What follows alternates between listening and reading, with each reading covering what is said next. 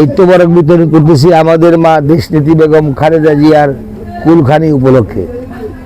আমাদের নেতা কর্মীদের আমি নিজ হাতে আমার মায়ের দেশনেত্রী বেগম খালেদা জিয়ার মৃত্যুতে শেখ মুজিবুর রহমান ইকবালের নিজ বাড়িতে কুলকানি ও দোয়া মাহফিল অনুষ্ঠিত। বিস্তারিত থাকছে কিশোরগঞ্জ থেকে জামাল উদ্দিনের প্রতিবেদনে।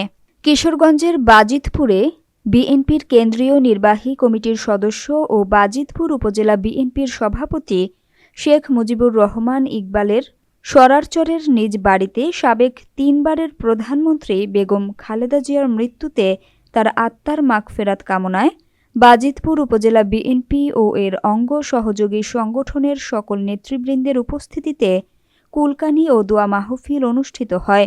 আমাদের দেশনেত্রী বেগম খালেদা জান্নাতবাসী হন, তার জন্য আমরা কোরআন খানি ও দোয়া মাহফিল করিয়েছি। আজকে কোরআন উপলক্ষে আমি আমাদের এই বাজিতপুর নেতা কর্মীদের আমার নিজের হাতে এই তোবারক বিতরণ করে আমি।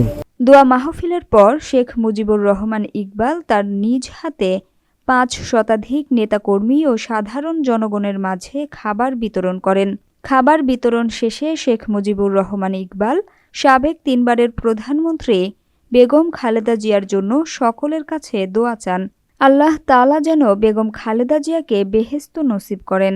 দোয়া মাহফিলে আরও উপস্থিত ছিলেন বাজিতপুর উপজেলা বিএনপির অঙ্গ সংগঠন সহ এলাকার সাধারণ জনগণ। কুলকানি ও দোয়া মাহফিলে উপস্থিত ছিলেন। আল্লাহ, আমাদের সকল কিছুর অভাব আছে মাহবুদ, আপনার দরবারে কোনো কিছুর অভাব নাই গো মাওলা। আল্লাহ গো, দয়া করে আমাদের কালি হাতগুলির প্রতি তাকাইয়া মাহবুদ আপনি আমাদের দোয়াগুলো কবুল করে নেন মাওলা। আল্লাহ, আমাদের মা বাবা ভাই বোন আত্মীয় স্বজন যারা কবরবাসী হয়ে গেছে মাহবুদ, আল্লাহ তাদেরকে আপনি মাফ করে দিন, ক্ষমা করে দিন মাওলা।